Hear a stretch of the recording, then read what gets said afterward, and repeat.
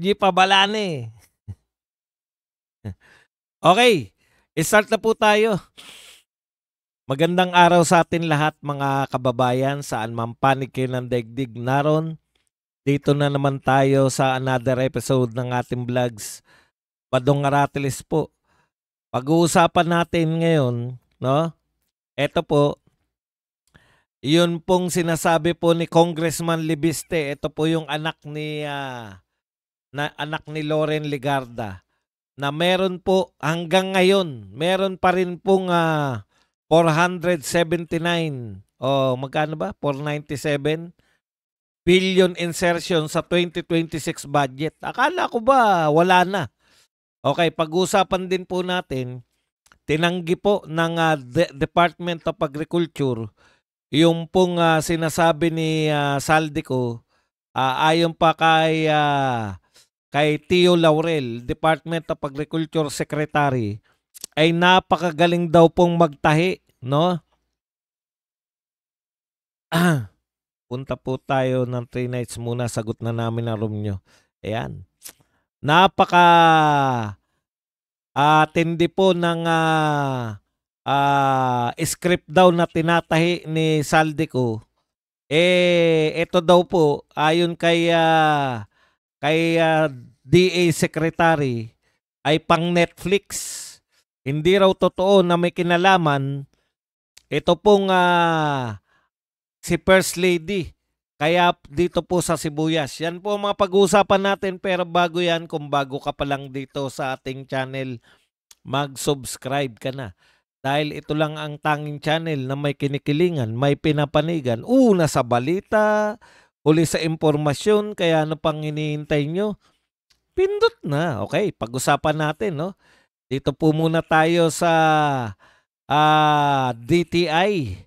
Antindi po talaga ng gobyerno to. DTI sinabing sapat ang 500 para sa Noche Buena ng buong pamilya.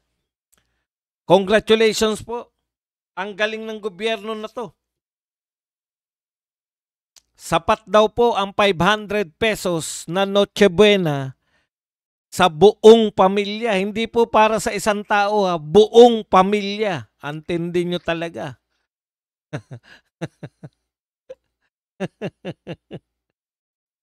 500 pesos Noche Buena.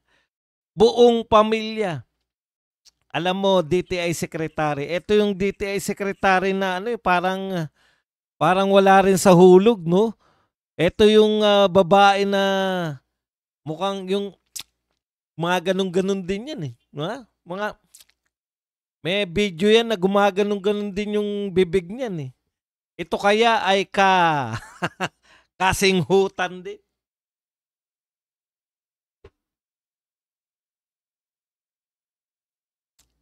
Naintindihan niyo po ba yung 500? Hindi po 500,000 DTI.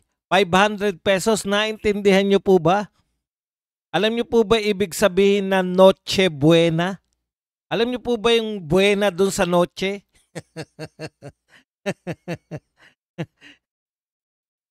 Po siya. Eto na lang magkano po yung Andox lechon manok? 350. May 150 ka pa. Pili ka ng kanin. Magkano ang kanin? 25. Buong pamilya. Kung ang pamilya nyo ay sige, magsaing na lang. Wag nang bumili kasi hindi ka kasya eh. Lechon manok po, 350. Magsaing ka. Halagang 50, 400 na po. May 100 ka pa. Ano bibilin sa 100? Bumili ka na lang ng ng pansit. Noche Buena na. Sabi ng DTI. Hindi pwedeng pang spaghetti kasi sauce lang. Mamimili ka kung gusto mo ng spaghetti, mamimili ka kung sauce o yung pasta ang bibilin mo. Kulang eh.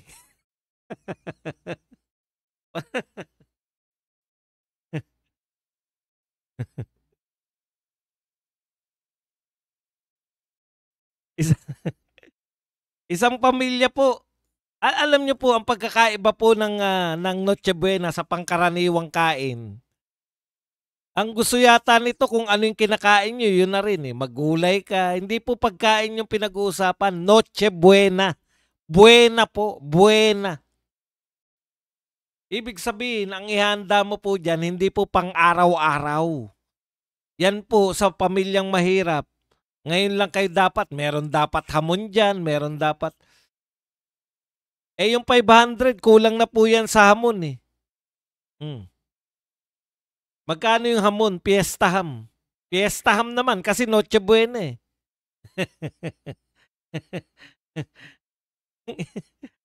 Mapapamura ka rito sa mga to. Alam nyo, buti pa wag na kayo mag-suggest ng mga ganyan. Kasi iniinsulto nyo na yung mga mahihirap, no? O gusto nyo talaga kung totoo yan. Maghanda kayo tapos magluluto ako ng halaga ng 500. Oh. Tapos palit tayo ng handa. Ikaw, sekretary, yung handa mo sa pamilya mo, ipapalit ko sa'yo ng halagang 500. Pinagbubulan yung mga tao. Yan yung masakit sa amin eh. No? Panaynakaw na nga ang ginagawa ng gobyerno. Inuubos nyo na nga, sinasaid nyo na nga yung kaban ng yaman ng bansa. Tapos iinsultuhin nyo pa na 500 kaya na mag Noche Buena.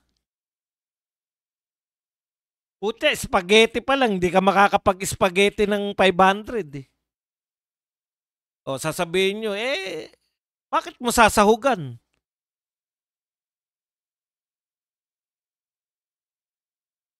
Nag-Noche Buena ka pa kung spaghetti na pangkaraniwan. Ang pangkaraniwan po, yung tinitinda po na dati 10 piso. Ngayon yata 20 na o 25 na spaghetti sa kanto. Oh. Ketchup. Mapapamura ka na lang eh. Mga wala na sa katinuan tong mga nagpapayo sa atin. 500, pwede ang pamilya. Pucha, isang kain nga ng isang tao sa Jollibee, mahigit pang 500 eh, kung talagang hindi magtitipid eh.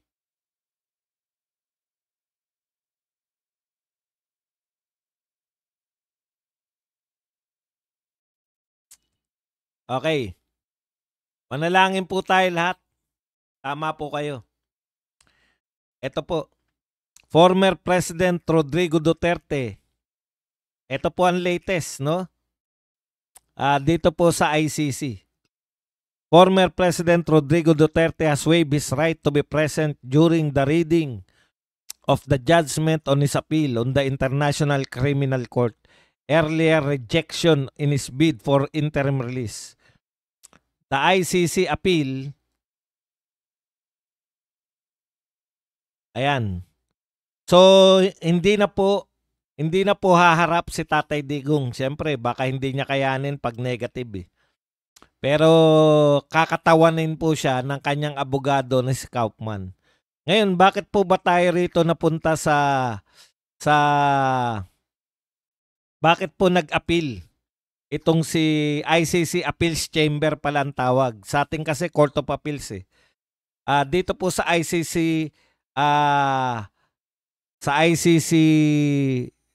ano na nga?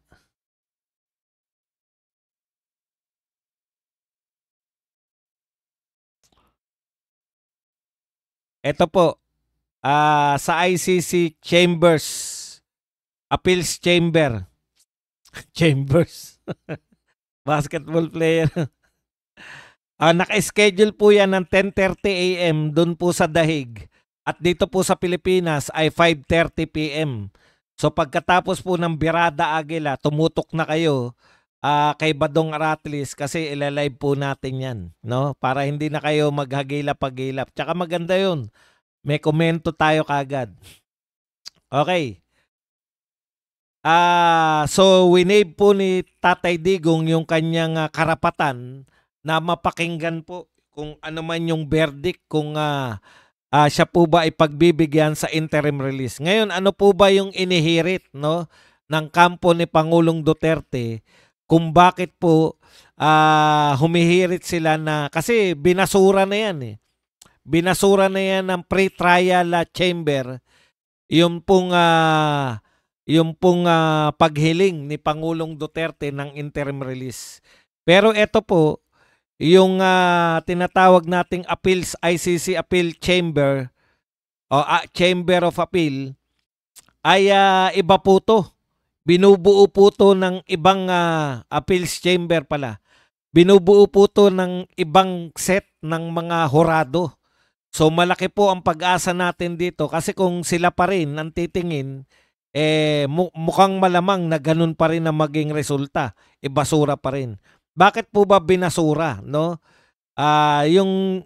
Kaya po ni-reject yung interim release kasi po ayon po sa pre-trial chamber, yung nagpasya po na ibasura yung interim release ni Tatay Digong ay kinakailangan daw po na patuloy na makulong si Tatay Digong sa dahig dahil yung pamilya daw po ni Pangulong Duterte ay patuloy na nagre-resist sa kanyang pagka-aresto. Ibig sabihin, ipinaglalaban pa rin daw po ng pamilya ni Tatay Digong na mali ang kanyang pagka-aresto. Tignan nyo na. Isa pa. So, dahil po dyan, ay may pangambo po na maibabalik si Tatay Digong sa Pilipinas. Alam niyo po, wala pong pamilya na wala pong napatunayan na kasalanan yung tatay nila, papayag po na tatanggapin na lang na sige po, makulong na lang po dyan. Hindi po. Kung kayo po ay kapamilya ni Tatay Digong, ipaglalaban nyo rin ng kanyang karapatan para lumaya, no? Ipaglalaban nyo rin yung kanyang karapatan na magkaroon ng due process.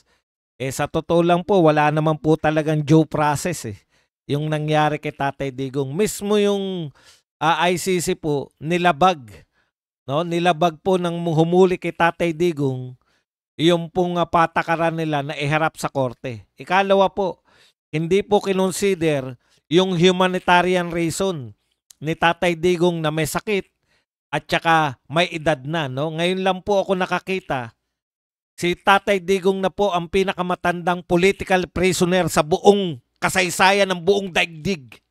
Mga PI kayo. Ganito lang po yung test dyan eh. Kung 80 anyos yung political prisoner dyan sa Netherlands, papayag kayo? Malamang hindi. Kung kababayan nyo, malamang pinalaya nyo na. Pero dahil mas mababa yung uri, ang tingin yung mga puti, mas mababang uri kaming mga Pilipino, kaya kayo ganyan. Yan po ang problema natin sa mga Europeans. Noong araw pa, yung superiority sila. Kaya po sana po may consider. Manalangin po tayo. Nakakagalit po kasi talaga yung ginawa ni hindi pinaharap sa korte. Ang nagpasya lang, yan sila Kanilaw, yung binanata ni siya na pinaka-head dun. Sabi nga natin sa bagay, darating din naman ang panahon na pagbabayaran din nyo lahat ng mga kasalanan, di ba? Crime doesn't pay. Ika nga. Okay. Punta na po tayo rito sa ito po, si ibinunyag ni Lebiste, congressman po ng Batangas, ng DPWH ay nagtatago ng insertion na 722 billion in 2025. Iba po yung insertion sa BICAM. Ang bintang po na to, insertion po, yung 100 billion na insertion sa BICAM, kay BBM lang po yun. Yan po yung sinasabi ni Saldico. BICAM po yun. Ito po, may insertion po na 722 billion in 2025, no? Sa actual NEP. Hindi po sa BICAM, sa NEP mismo. Yan po ang akusasyon nito ni Congressman Lebiste. Okay na yan dahil sinasabi nga natin pinakakorap. Pero eto po, yung kasalukuyan pa lang na pinag-uusapan na budget, meron na naman pong akusasyon itong si Libiste na meron pong natatago na 497 billion na insertion dyan sa National Expenditure. Okay, o NEP. Ibig sabihin, hanggang ngayon, ito po ang sinabi po ni Libiste. Ito po, matalino po itong Libiste na to, no? Pag nakikita ko po itong Libiste at saka yun si Congressman Meow Meow, may pag-asa po ang Pilipinas. Kasi yung mga sumusunod na henerasyon, mga kabataang congressman, na hindi po nakorap ng sistema dahil bata pa, may pag-asa pa po tayo. Yung mga anak-anak na ng mga dating congressman. Ito po ang sinabi ni Libiste, the DPWH has a database of the proponents in the NEP which they should release. If they are truly for transparency, there were 721.83 billion insertions in 2025 and 496.97 billion insertions for 2026. And I cannot in good conscience watch DPWH claim to be for transparency without pointing this out. Sa susunod na press con ng DPWH, maari nilang aminin na meron silang itinatago at kargado ang NEP ng insertion. Hanggang ngayon, wala pong pagbabago. Kung susundin po natin tong sinasabi ni Leandro Legarda Libiste, wala pong pinagbago. Nagpalit lang po. Pinalitan lang po yung DPWH secretary ng isa pang pangalan, pero ganun pa rin po. Wala pa rin pong nagbabago. Yan po ang problema natin sa Pilipinas. Salitaan tayo ng salita dito, dakdakan tayo ng dakdakan ng corruption. Pero sa aktual po, meron pa rin, inilulusot pa rin nila hanggang ngayon. Kain Boss Badong, nakinig kami sa'yo. Aki Tuper Noel. Noel Abalos, thank you very much sa 50 pesos na pangkape. Grabe. Grabe na po, no? Hanggang ngayon pa pala umiiral. Sa 2026, yung susunod na taon, meron na naman silang insertion. Aminin nyo yan. Nakakalungkot po na yung presidente nagsabi na mahiya naman kayo, pero yung mga tao niya hindi nahihiya. Pinalitan lang. Yun ganun pa rin, no? Hindi po kami yan. Ito po ay sinabi po ni Leandro Legarda. May statement po siya, Office of Leandro Legarda Libiste, 1st District of Batangas. Nariyan po, mahaba po itong dokumento na to, pero maawa naman kayo sa Pilipinas. Tapos, bubulahin pa tayo na, total naman, 500, kaya nyo mag-Noche Buena. Yung mga tao to. Wala talaga. Talagang mauubos talaga ang ano mo eh. Mauubos talaga yung, uutasin talaga tayo ng mga hinayupak na to eh.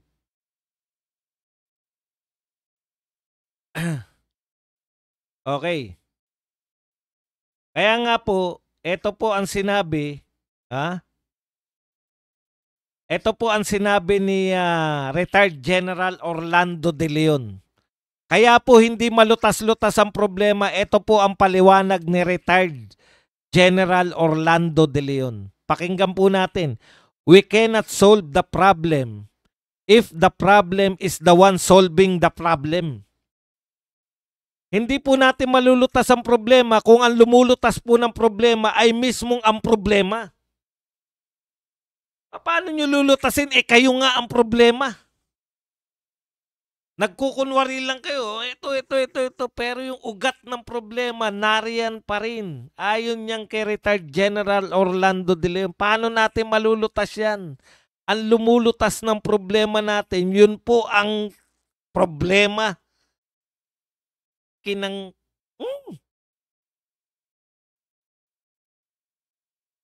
Hay nako. Hay nako na lang po ang masasabi natin. Ngayon, sa November 30, magsasama-sama na naman po itong mga to. Sisigaw ng anti-corruption at impeach si VP Sara. Ano pong kinalaman ng impeachment sa mga pagnanakaw dyan sa DPWH? Sige, pagbigyan natin. Pag inimpeach po ba si VP Sara, wala nang magnanakaw? Mga PI kayo. Ang solusyon nyo, impeachment kay VP Sara? Maging matalino po kayo. Lahat po ng nananawagan ngayon na impeachment kay VP Sara. Yan po ang mga tunay na mga nililinlang. Problema, sinasakyan na nila. Sumasakay na sila. Kunwari sila ay anti-corruption. Pero ang sinisigaw nila, impeach VP Sara. Anong kinalaman? Ng bilyon-bilyon. Kaya po talagang kahit hindi kayo high blood maha-high blood kayo pagka araw-araw ganito po ang balitang hinaharap nyo. Akala natin, dinidemanda, may nakukulong na mga maliliit na sapsap at mga dilis. Akala natin tumigil na. Hindi pa rin pala. May insertion pa rin. Sa susunod na taon, may insertion pa rin. Matatapos na lang, may insertion pa rin. Alam naman po namin kung bakit kayo nag-i-insertion. Bawat proponent, 25%.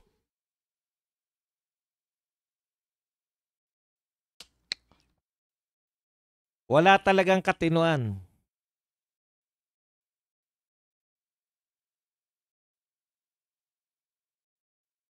Okay, tignan nyo po. Imbes po na corruption ang binabanatan, si VP Sara pa rin po. Tignan nyo mga banat nila kay VP Sara. May picture po dito si VP Sara na masaya po siya na kasama niya po yung mga senador. Ano po sabi nila? No question, approve agad. Yan. Dito naman po sa sinabi, na-approve agad yung budget ni VP Sara. Ito po ang mga malilikot ang pag-iisip. Sabi po, tuwan-tuwa sila na almost 1 billion na naman ang nanakawin ni Inday Saltik. Pero po bang nagsabi na may ninakaw si VP Sara? Wala naman po eh. Wala po. Kayo po ba? Meron na po ba? Sino po yung taong nag-akusa kay VP Sara na may ninakaw siya? Si Saldi ko po, inaakusahan si BBM, si Martin Romualdez. May nag-aakusa. Dito po kahit isa walang nag-aakusa. Kay VP Sara, panay pasaring. Pero wala po eh. Paano ninakaw ni VP Sara? O hindi nila masabi. Ang lagi lang nilang sinasabi, hindi maipaliwanag. Kaya, ang konklusyon nila, may pagnanakaw. Ay, confidential fund kasi yan, kaya ninakaw yan. Di magnanakaw na lahat na may confidential fund. Sino kaya pinakamalaking confidential fund? Ang Pangulo ng Pilipinas. Kung susundan natin, yung sinasabi nyo, pag hindi pinaliwanag yung confidential fund, magnanakaw. Lahat po, magnanakaw kasi hindi nila pinapaliwanag yung ang confidential fund nila. Precisely kasi po,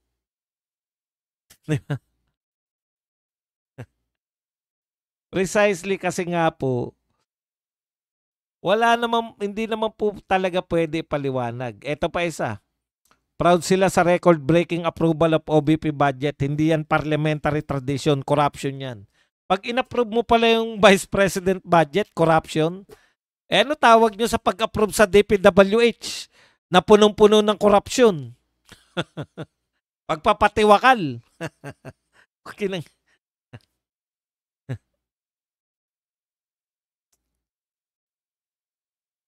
Wala tayong sounds?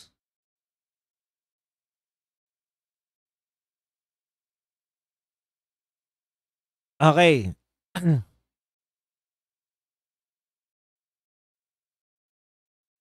Hindi po walang ebidensya kay VP Sara. Mali po yan na walang ebidensya. Walang nag-aakusa ng kahit na ano. Wala. Hindi po ebidensyang hinahanap kay VP Sara eh. Akusasyon. Sino nag-akusa? Sino sa mga congressman na ninakaw ni VP Sara ito? Wala po nagsasabi. Magbasa po kayo. May Google naman eh. Naninakaw niya, binulsa niya. Napunta sa kanya. Ilang porsyento? Magkano? Sa 125 ang napunta kay BP Sara? Lahat? Sino nagsabi nun? Wala.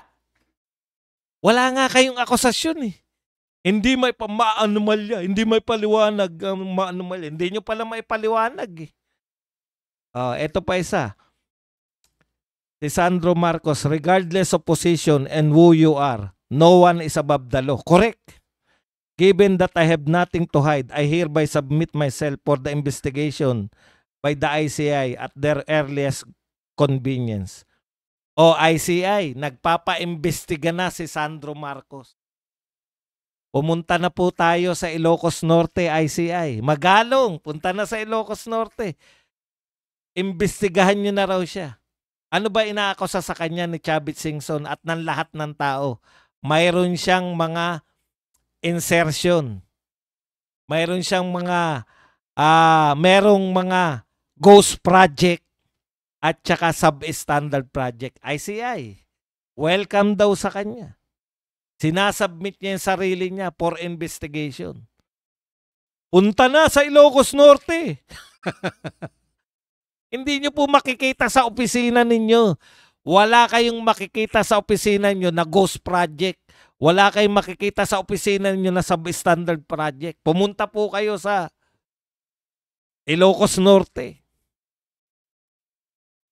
I-welcome po kayo ni Sandro Marcos. Baka kasama siya pa siya mag-iikot. Kasi ang gaganda po ng ng mga ghost project at saka mga substandard project. Ay, bara, hindi pala.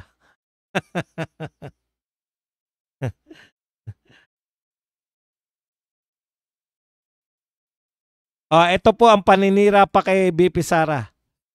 Sabi po ni Justin Manila, Sara Duterte should get a new spokesperson. No one is buying the Saldico video. Ang bintang na po, si Saldico raw ay spokesperson ni Sara Duterte. Antindi, no? Na pag-ugnay-ugnay ninyo. Alam nyo po ang nangyari, magkakasabwat po sila. Sindikato po yan eh. Kasama po si Saldico, kasama si Martin. At ang pinakahid nila, kasama rin. Hindi ko na sasabihin. Kilala nyo na lahat. Tapos sasabihin nyo, pag nag-away-away yung sindikato, kasalanan ng mga Duterte. Ano ba naman yan? Pag merong sindikato na pumalag sa kapwa nila miyembro ng sindikato, biglang Duterte agad. Yung mga dialogue ninyo parang kamakailan lang sinasabihan ni Saldico ng Sheminit eh. Natutuwa kami kasi yung mga sindikato na kasama si Saldico, nagbubulgara na sila ng kanilang mga nalalaman. No? Pero hindi ibig sabihin na DDS na si Saldico. Anak ng pupang pag-iisip yan. No? Di ba? Diyan kayo hindi pinaniniwalaan ng tao eh. Porkit nag-away-away yung mga sindikato ng mga magnanakaw.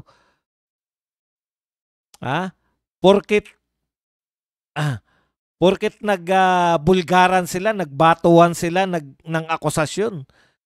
Magiging DDS na yung isa? DDS na bigla?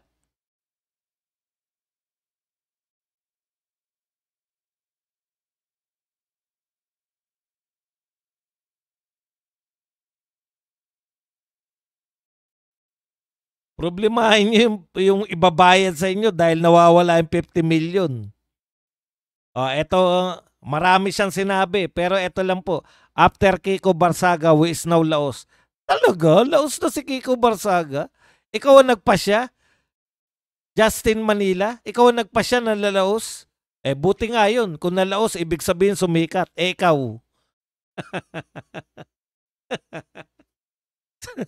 Hindi ka kakilala. Kung hindi ko pa binasa yung mga sinabi mo, hindi ka makikilala ng mga viewers ko. Ito pa isa, si Thea Tan. Tignan nyo to ha. Sabi niya, binabanata naman si Rodante Marcoleta. Akala ko ba sabi ng DDS, male version ni Miriam Defensor Santiago, si Senator Rodante Marcoleta. Bakit parang hindi niya alam ng pinaka-basic na argument requirement para magka-warrant of arrest na kailangan mo munang may sinampang kaso sa Sandigan Bayan. Kasi kino-question po ni Marcoleta sa kanyang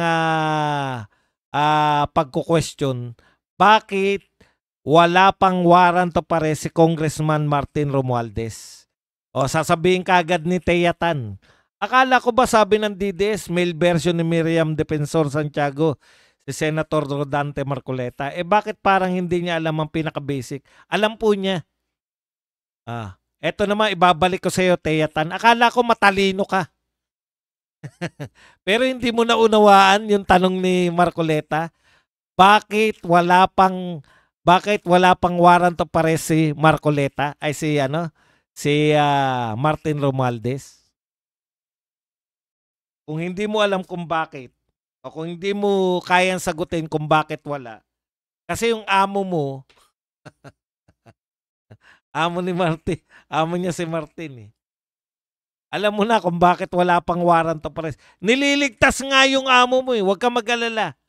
Pag sukol na yung isa, ipapakain na rin sa mga aso yung amo mo. Yan ang matitiyak natin sa iyo. Okay, punta na po tayo rito sa ating pinakatampok. Ito po yung tagapagtanggol po ni Lisa Marcos. Swerte, no? Hindi na kinakailangan sumagot, no? May mga tagapagtanggol po sila. Ito po ang sabi ni DA Chief, Department of Agriculture Chief. Nire-refute niya po o pinapasinungalingan, pinapabulaanan niya po yung sinabi ni Saldico na may kinalaman po sa sibuyas at saka sa bigas. Ito si First Lady, tsaka yung kapatid niyang si Martin Araneta. Ito po in a press briefing, yan. Agriculture Secretary Francisco Chu Laurel Jr. resigned ako, Bicol Party List Representative Elizalde's claim that First Lady Lisa Marcos Araneta Marcos was involved in agricultural smuggling and that she had intervened in the congressional inquiry into the rising food prices. So pinabubulaanan po ni Tio Laurel itong sinabi ni Saldico na involved po sa smuggling si Lisa at yung kapatid niya at hindi rin daw po nakialam para ipatigil yung yung congressional inquiry. Eto alam niyo po, hindi na po uso Mr. Department of Agriculture Secretary Tio Laurel. Tama yan, no? Yung mga sinasabi nyo laban kay Saldico, okay rin kami dyan. Di rin naman kami naniniwala na si Saldico walang kinita. Hindi rin ako naniniwala na si Saldico talagang tapat na tao yan na mabuting nilalang. Tawag nga namin dyan, di ba? Magnanakaw. Kasama yan sa sindikato nyo, di ba? Paulit-ulit si BP Sara na si Martin at saka si Saldico, sila po yung may control ng budget ng Pilipinas. Kaya lang natutuwa kami pag binubulgar ng isa sa mga magna kasama sa sindikato, binubulgar niya yung mas matataas sa kanya. Di ba? Nakakatuwa po yun. Okay. Ngayon, eto po tanong. May logic ba yung sinasabi ni Saldico? Opo. Bakit? Kasi, bakit magtataas yung presyo ng bilihin? Lalo na po yung sibuyas na umabot pa raw ng, ayon mismo kay Tio Laurel, umabot pa ng 700 per kilo. Bakit po abot ng 700 per kilo yung presyo ng sibuyas? Kung ito po ay simpleng law lang, batas lang po ng supply at demand. Konti yung supply, kaya sobrang taas ng presyo? Hindi po. Kasalanan din yan, di ba? Kasalanan din po yan ng Agriculture Secretary. Sino ba Agriculture Secretary nun? Si BBM. Si BBM pala, Agriculture Secretary. Kung hindi mo napagtutugma yung yung supply at saka demand, kung hindi mo kayang tugunan yung nasa iyo lahat ng kapangyarihan para matugunan mo yung sapat na supply, kasalanan mo 'yan, 'di ba? Bilang DA Secretary. Pero eto na tayo, mataas na yung presyo ng bigas at saka sibuyas. Wala na tayong magagawa. Kahit na anong paliwanag nyo, nangyari yan. Ngayon ang tanong, inaabangan namin nun dahil ang daming pronouncement nun na magkakaroon ng congressional inquiry. Iimbestigahan sa Kongreso bakit sobrang taas ng presyo ng sibuyas. Yun ang hindi na sa katuparan. May announcement, may pronouncement, pero walang naganap na investigasyon. Ngayon, nagpaliwanag si Saldi. Wala na po tayo dyan kasi kanya-kanyang kwento yan Kwento mo, natural lang daw yung pagtaas ng presyo ng sibuyas. Kwento ni Saldi, hindi. Smuggler yung kapatid ni may kinalaman, importer. Wag naman smuggler, importer. So nakokontrol nila yung presyo. Okay, ang tanong, sino paniniwalaan ng tao? 'Di ba? Pero wala na tayo riyan. Kasi may pareho kayong kwento Tapos na tayo riyan. Sino man paniwalaan ng tao, hindi yan yung concern ko. Ang concern ko, bakit walang naganap na investigasyon? Kasi magkaiba lang kayo ng paliwanag Sinasabi mo, Tio Laurel, yan po ay kasi nawalan talaga ng demand. Talagang ay ng supply. Talagang wala pong mabili. Wala pong mabiling supply ng sibuyas. Kaya natural nasisipa ng malaki.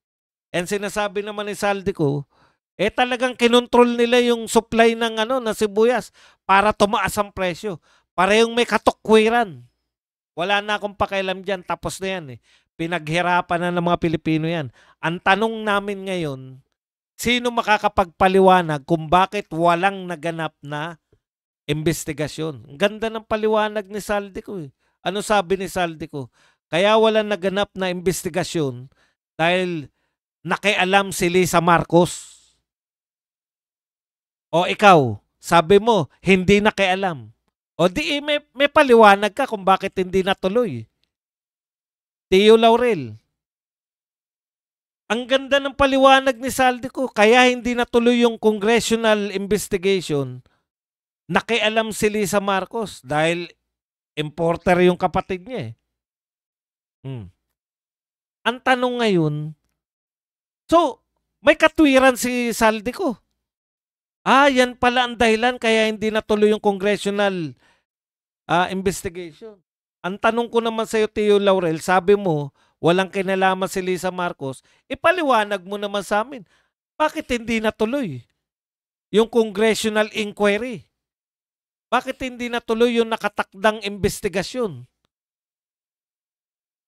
Hindi na pwede ngayon na sasabihin nyo lang, sinungaling yan si Saldi, tahi-tahi. Hindi na po uso yan. Ngayon po, pakitaan na po ng ebidensya. Nagpapakita ng ebidensya si Saldi ko Tugma sa mga nangyayari. Pare-pareho lang naman kayong gumagawa ng script Hindi kami kakampi nyo. Kami ang biktima ninyo. Mga Duterte, kasama kami sa biktima ninyo.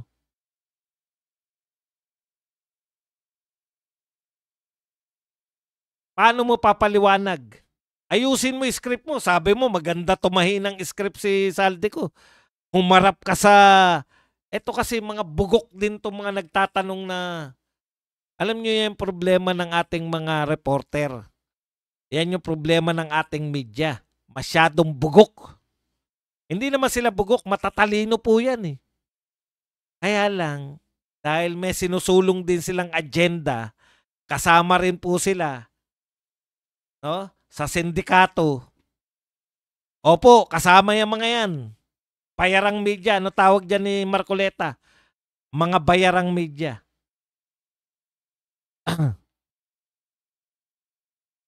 So kasama din po yung mga bayarang media dyan na kasama po sila sa nagpapaliwanag pabor sa mga nagsisinungaling. Wala kaming pakialam sa inyo. Pare-pareho kayong magnanakaw. Binubulgar niyo yung baho ng bawat isa. Bakit hindi kami matutuwa? Natutuwa po kami.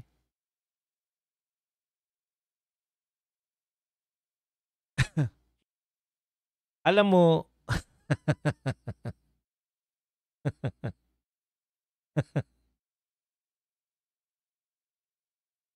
tignan natin kung may nakalimutan pa tayo.